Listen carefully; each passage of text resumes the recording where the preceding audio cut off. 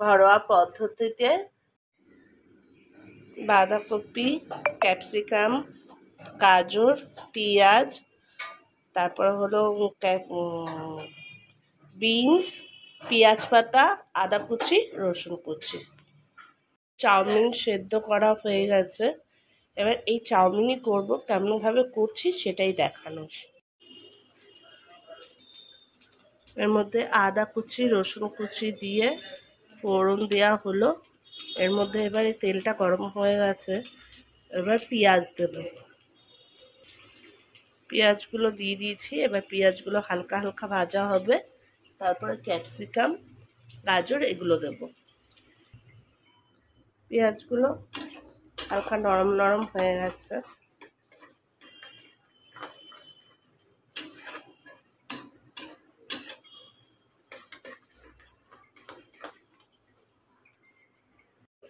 এবার গাজর দিয়ে দিলাম।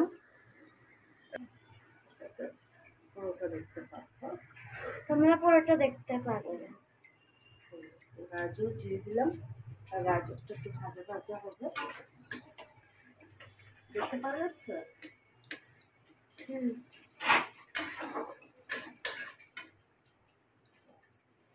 আর ক্যাপসিকাম দেবো।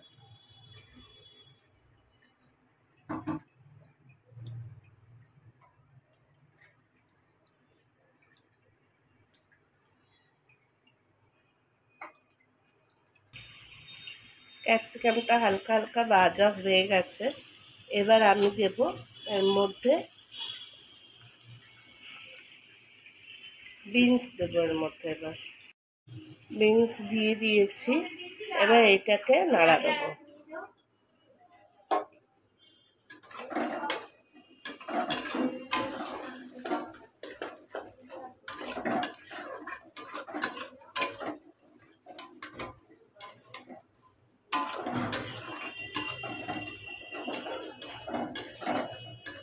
বিনসটা ভাজা ভাজা হবে।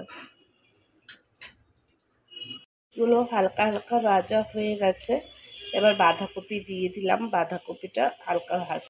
1 চামচ লবণ দিয়ে দিয়েছি এগুলোকে জাস্ট সটে করার জন্য।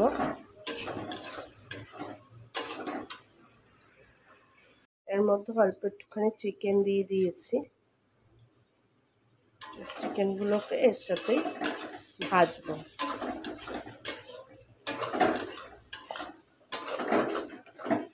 চিকেনগুলোকে আর আলাদা করে ভাজবো না।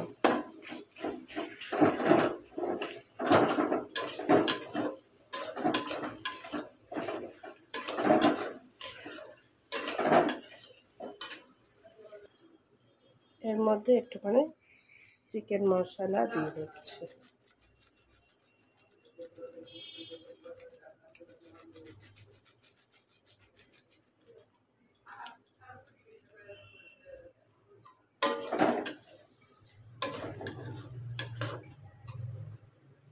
ডিমগুলোকে দিয়ে দেবো।